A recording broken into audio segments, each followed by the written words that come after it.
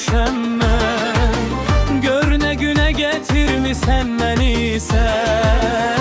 Kıskanıram seni bunu bilesen. Name göndermişem belki gelesen.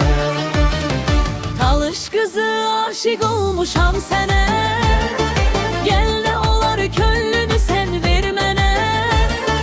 Bir elini tutun ben ellerimden. Sarıl mene öpüm otellerinden.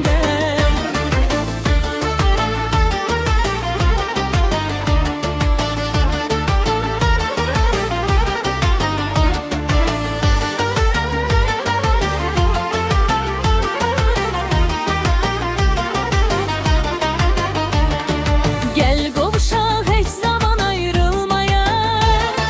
Birbirimizden biz ayrı kalmaya. Lirik ehli uzaktan baksın bize. Heyran kalsınlar bizim sevgimize.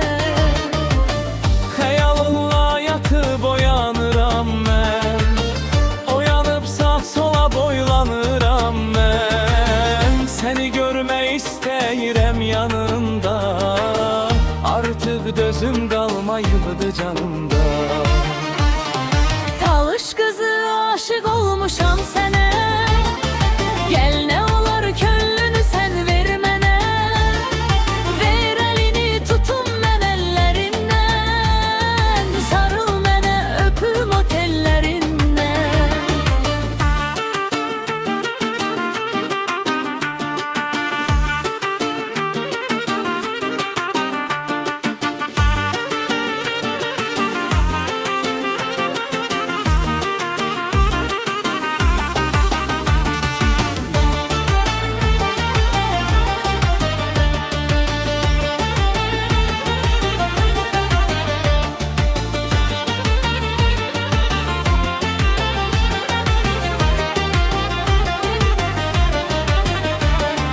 Gel kavuşak hiç zaman ayrılmaya.